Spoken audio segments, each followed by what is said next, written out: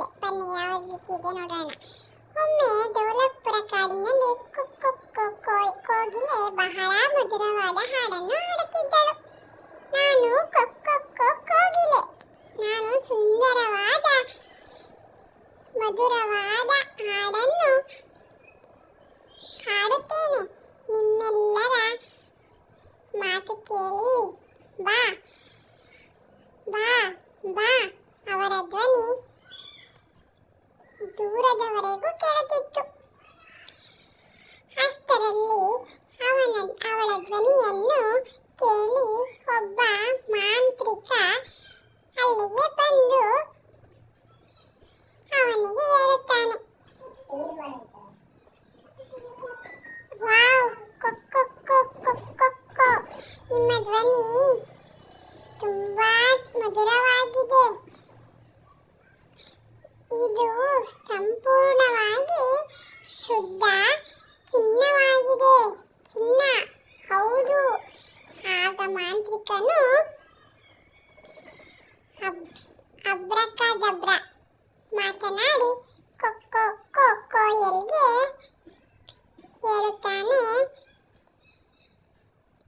ಇನ್ನು ಮುಂದೆ ನೀನು ಹಾಡನ್ನು ಹಾಡುವಾಗ ಮತ್ತು ಆಡುವಾಗ ನಿನ್ನ ಬಾಯಿಂದ ಒಂದು ಹನಿ ನೀರು ಬಿದ್ದರೆ ಆ ಹನಿಯು ಚಿನ್ನವಾಗುವುದು.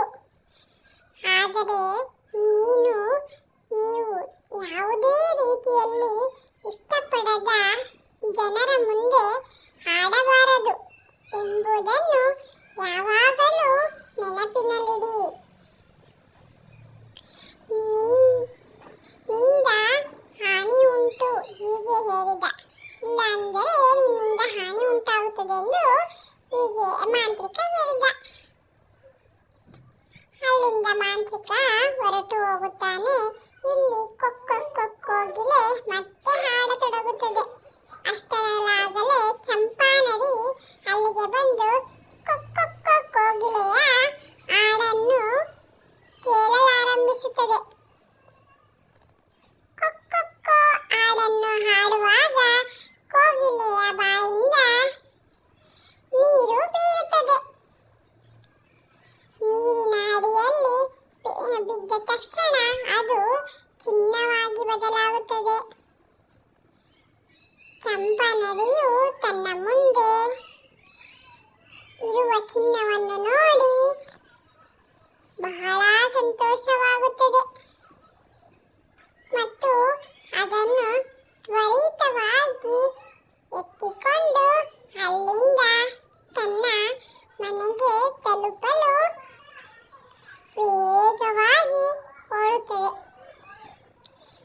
ಇಲ್ಲಿ ಕೋಗಿಲೆ ಹಾಡುತ್ತಲೇ ಇರುತ್ತದೆ. ಅಷ್ಟರಲ್ಲಿ ಒಬ್ಬ ಬೇಟೆಗಾರ ಅಲ್ಲಿಗೆ ಬರುತ್ತಾನೆ. ಬೇಟೆಗಾರ ಮರದ ಕೆಳಗೆ ಕುಳಿತು ಕೋಗಿಲೆಯ ಹಾಡನ್ನು ಕೇಳಲು ಪ್ರಾರಂಭಿಸುತ್ತಾನೆ. ಕೋಗಿಲೆ ಕೊಕ್ಕೊ ಎಂದು ಹಾಡುತ್ತಿತ್ತು. ಮತ್ತೆ ಅವನ ಬಾಯಿಂದ ನೀರು ಬೀಳುತ್ತದೆ. ಬಾಯಲ್ಲಿನ ನೀರು ತಳಕ್ಕೆ ಬಂದ ಕೂಡಲೇ ಬಂಗಾರವಾಗುತ್ತದೆ. ಬೇಟೆಗಾರನು ತನ್ನ ಮುಂದೆ ಚಿನ್ನವನ್ನು ನೋಡಿ ಬಹಳ ಸಂತೋಷ ಪಡುತ್ತಾನೆ. ಅವನು ಬೇಗನೆ ಅದನ್ನು ಎತ್ತಿಕೊಳ್ಳುತ್ತಾನೆ. ಆಗ ಬೇಟೆಗಾರ ಮತ್ತೆ ಮೇಲಿನಿಂದ ಬಿದ್ದ ಒಂದು ಹನಿ ನೀರು ಚಿನ್ನವಾಗಿ ಮಾರ್ಪಟ್ಟಿರುವುದನ್ನು ನೋಡುತ್ತಾನೆ. ಆಗ ಬೇಟೆಗಾರ ಸಂತೋಷ ಪಡುತ್ತಾನೆ ಮತ್ತು ಅದನ್ನು ತನ್ನೊಂದಿಗೆ ಇಟ್ಟುಕೊಳ್ಳುತ್ತಾನೆ. ಇದನ್ನು ಮಾಡುವಾಗ ಮೇಲಿನಿಂದ ಅನೇಕ ಹನಿಗಳು ಕೆಳಗೆ ಬೀಳುತ್ತವೆ. ಅದು ಚಿನ್ನವಾಗಿ ಬದಲಾಗುತ್ತದೆ. ಬೇಟೆಗಾರನು ತನ್ನ ಮನಸ್ಸಿನಲ್ಲಿ ಬಹುಶಃ ಆಕಾಶದಿಂದ ಚಿನ್ನದ ಮಳೆಯಾಗುತ್ತಿದೆ ಎಂದು ಭಾವಿಸುತ್ತಾನೆ ಮತ್ತು ಅವನು ಒಂದೊಂದಾಗಿ ಚಿನ್ನವನ್ನು ಸಂಗ್ರಹಿಸಲು ಪ್ರಾರಂಭಿಸುತ್ತಾನೆ. ತೆರಿಗೆಯ ನಂತರ ಚಿನ್ನವನ್ನು ಸಂಗ್ರಹಿಸುತ್ತಲೇ ಇರುತ್ತಾನೆ. ಆಗ ಬೇಟೆಗಾರನ ಕಣ್ಣು ಕೋಗಿಲೆ ಹಾಡುವ ಮೇಲೆ ಬೀಳುತ್ತದೆ ಮತ್ತು ಈ ಚಿನ್ನದ ನೀರು ಕೋಗಿಲೆಯ ಬಾಯಿಂದ ಹೊರಬರುತ್ತಿರುವುದನ್ನು ಅವನು ನೋಡುತ್ತಾನೆ. ಆಗ ತಡ ಮಾಡದೆ ಕೋಗಿಲೆಯನ್ನು ಹಿಡಿಯಲು ಯೋಚಿಸುತ್ತಾನೆ. ಏಕೆಂದರೆ ಕೋಗಿಲೆಯನ್ನು ಹಿಡಿಯುವುದರಿಂದ ಅವನು ತುಂಬಾ ಶ್ರೀಮಂತನಾಗುತ್ತಾನೆ. ಇಲ್ಲಿ ಕೋಗಿಲೆ ತನ್ನ ಸುತ್ತಮುತ್ತ ಯಾರಿದ್ದಾರೆ ಎನ್ನುವುದನ್ನು ಗಮನಿಸದೆ ಆಡುವುದರಲ್ಲಿ ಮಗ್ನವಾಗುತ್ತದೆ.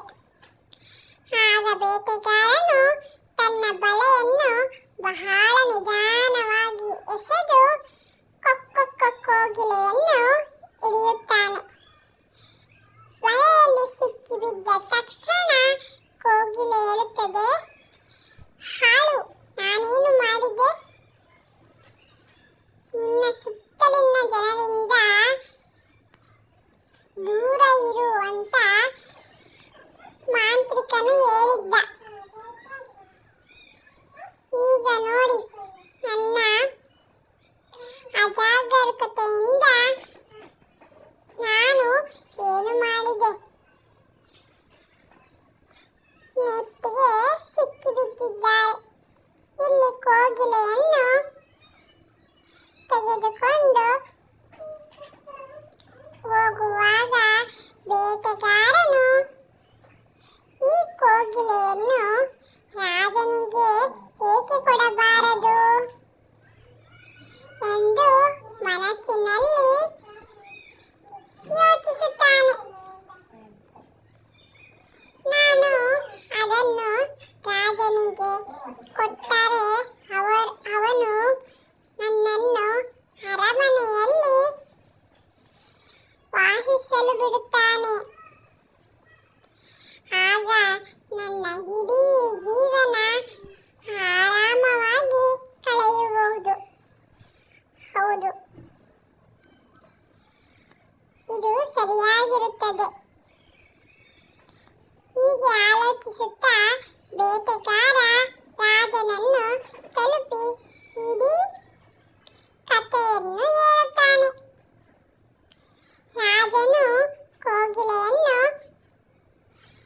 ತೆಗೆದುಕೊಳ್ಳಲು ಒಪ್ಪುತ್ತಾನೆ ಮತ್ತು ಪ್ರತಿಯಾಗಿ ಬೇಟೆಗಾರನು ತನ್ನ ರಾಜಮನೆತನದಲ್ಲಿ ಉಳಿಯಲು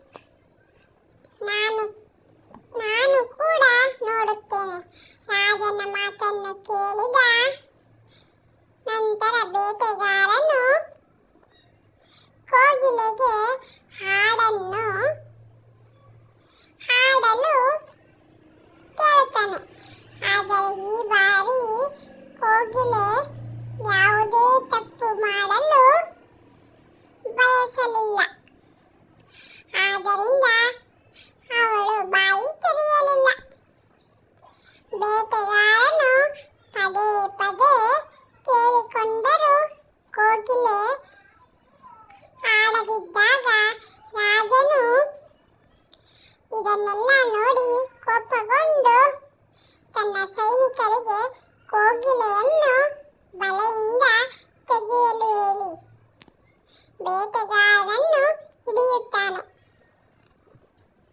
ಕೋಗಿಲೆ ಬಲೆಯಿಂದ ಹೊರಬಂದ ತಕ್ಷಣ ಅದು ಹಾಡಲು ಪ್ರಾರಂಭಿಸುತ್ತದೆ.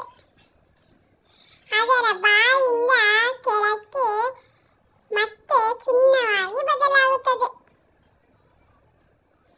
ರಾಜನು ಇದನ್ನೆಲ್ಲ ನೋಡುತ್ತಾ ತನ್ನ ಸೈನಿಕರಿಗೆ ಕೋಗಿಲೆಯನ್ನು ಹಿಡಿಯಲು ಹೇಳುತ್ತಾನೆ. ಆದರೆ ಈ ಬಾರಿ ಕೋಗಿಲೆ ಮೊದಲಿನಂತೆ ಯಾವುದೇ ತಪ್ಪು ಮಾಡದೆ ಅಲ್ಲಿಂದ ನೇರವಾಗಿ ಡೋಲಕ್ಪುರ ಅರಣ್ಯಕ್ಕೆ ಹಾರುತ್ತದೆ.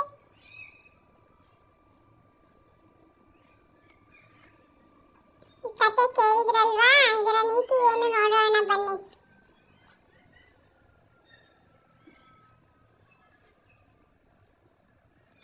ಇದರ ನೀತಿ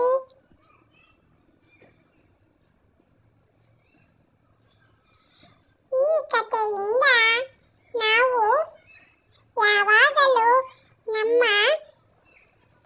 ಹಿರಿಯರಿಗೆ ವಿಧೇಯರಾಗಿರಬೇಕು ಮತ್ತು ಯಾವಾಗಲೂ ಎಚ್ಚರವಾಗಿರಬೇಕು ಎಂದು ಕಲಿಯುತ್ತೇವೆ. ಎಲ್ರಿಗೂ ಈ ಕಥೆ ಇಷ್ಟ ಆದರೆ ಪ್ಲೀಸ್ ನನ್ನ ಚಾನಲ್ನ ಸಬ್ಸ್ಕ್ರೈಬ್ ಮಾಡಿ, ಲೈಕ್ ಮಾಡಿ, ಶೇರ್ ಮಾಡಿ, ಕಮೆಂಟ್ ಮಾಡಿ ಹಾಗೂ ಬೆಲ್ ಐಕನ್ನ ಪ್ರೆಸ್ ಮಾಡಿ. ಧನ್ಯವಾದಗಳು.